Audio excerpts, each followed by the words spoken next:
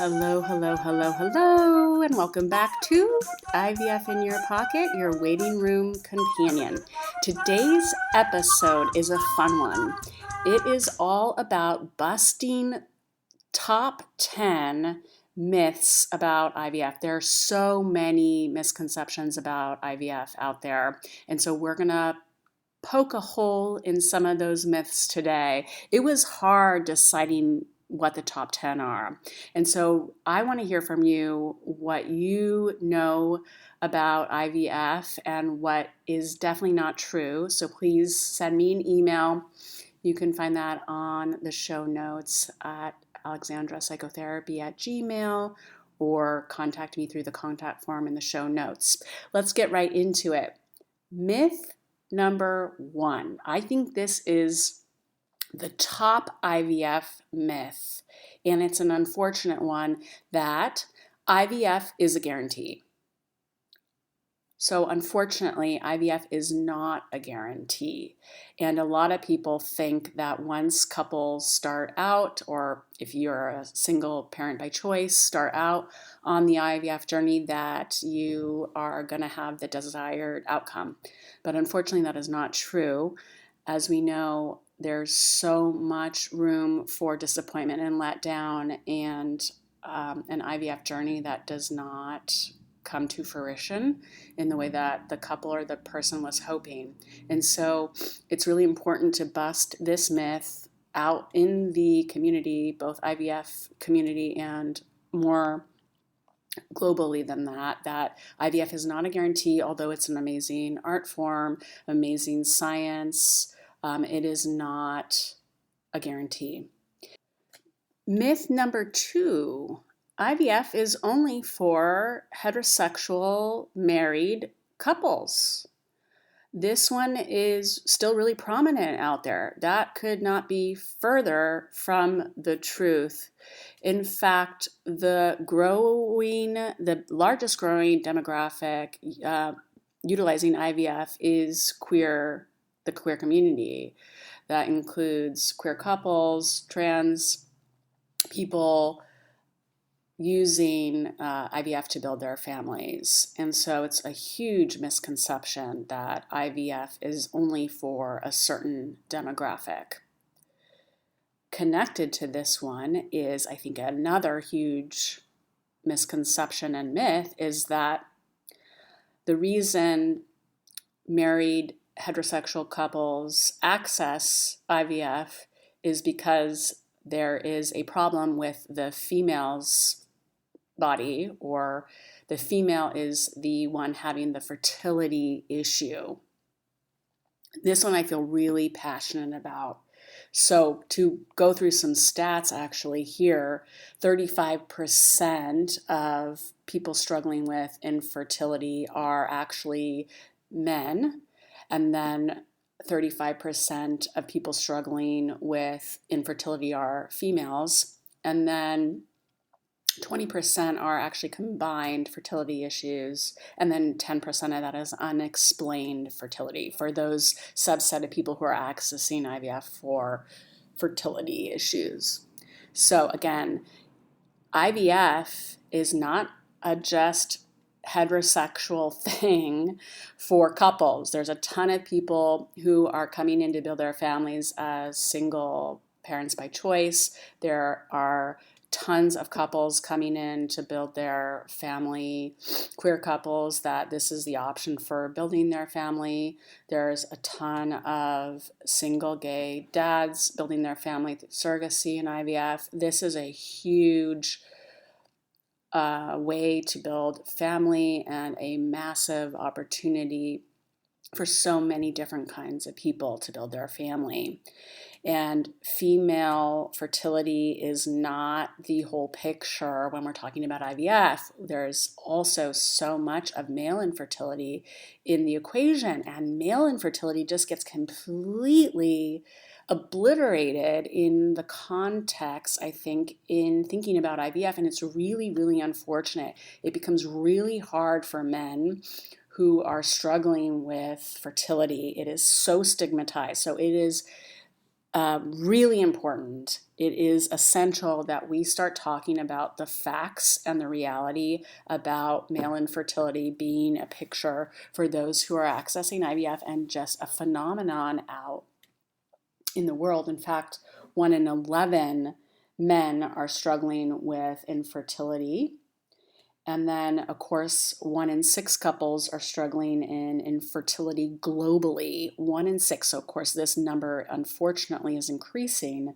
And then 1 in 8, about 1 in 8 here in the United States, according to the NICHD. So these are really, staggering numbers. And we cannot forget about male infertility. We cannot forget about all the kinds of ways people come into IVF to build their family. Crucial. Underline this myth.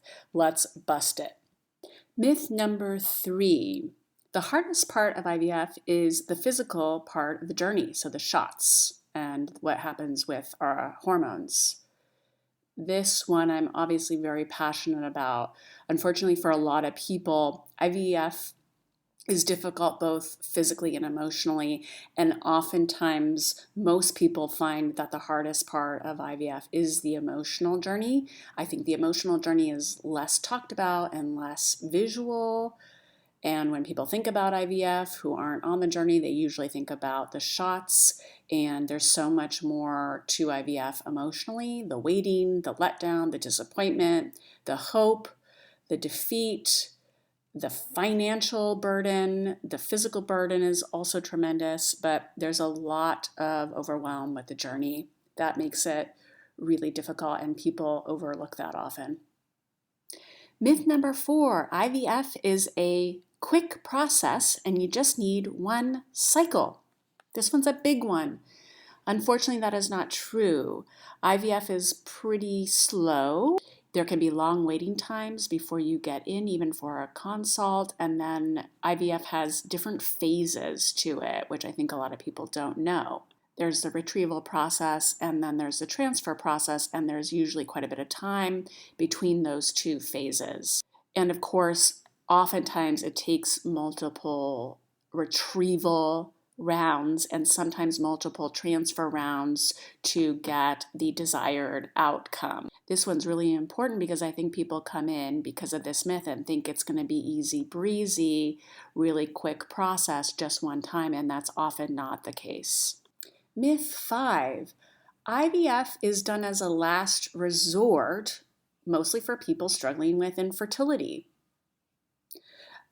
So this one really needs to be busted. IVF is not done just as a last resort. Again, a lot of people come into IVF to build their family, as we talked about earlier. Some people come in because they are screening for a genetic issue. And then a lot of people come in wisely to do fertility preservation and freeze eggs and prepare for future family building. And then also more and more, we're just screening earlier on for fertility issues. So this one is so crucial to try to bust, both, again, inside the IVF community and more globally, that IVF should be considered and fertility being ruled out very early on, and fertility preservation as an option. Myth number 6. Once you have an IVF pregnancy, you've succeeded. So, you got that positive beta, you're good. You're good to go. Unfortunately, this is not the case. So IVF is a pregnancy does not mean that everything is good to go. There is still pregnancy loss that happens. Particularly can happen in early pregnancy, both IVF pregnancies and non-IVF pregnancies. So loss is part of the equation when you have an IVF pregnancy, and a lot of people do not feel relief. So this is a big one. A lot of people going through IVF, no matter how you've come in to IVF, a lot of people do not feel relief once they see a pregnancy, sign of pregnancy. In fact, there can be a lot of anxiety post-pregnancy and even throughout pregnancy. So that one is a big one.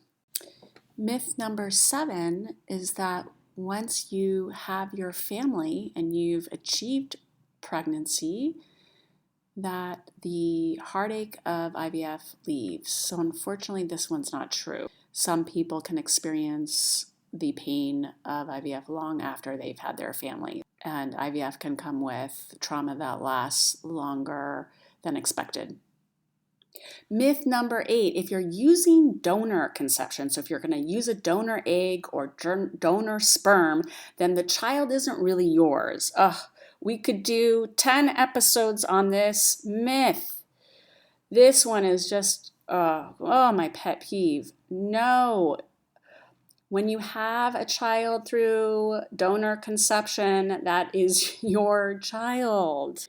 You are taking a few cells in order to build this human, but donor conception is a route to building family, and your child is your child just like any other couple or person that had a child in another way. So this one, we really have a commitment to bust this myth. For anyone within the community to know that, and then certainly outside of the community. Myth number 9, IVF is only for the wealthy and for celebrities. Luckily, this is not true. More and more clinics are accepting insurance here in the Bay Area, and we're seeing here in California and the United States cover IVF more and more, which is such a good thing, and we hope it continues in a positive direction to let everyone have access to IVF if they need it. And then finally, myth number 10, which I know all of you listeners have probably heard, is 2 parts. One, when you do IVF, you're going to get twins. And as we know, that is likely, but it's only 1 to 3% chance likely. And of course, a lot of REs here in the United States will not do more than a single embryo transfer. And so with that, the rates have historically now gone down. And then connected to that, people do IVF. Mainly people are doing IVF for gender selection. That is definitely not true. I'm really curious to see the stats here in the Bay Area from clinics about that. It's a number I need to try to get. But of course, most people, as we've said throughout the episode today, most people are building their families through IVF or coming to IVF due to a fertility issue. Most people are not accessing IVF for gender selection. That concludes our episode for today. I hope you enjoyed. Please reach out and send me the myths that need to be busted that I missed. I think we all have an obligation to really be clear about what's true about IVF for ourselves as a community, and then, of course, more globally.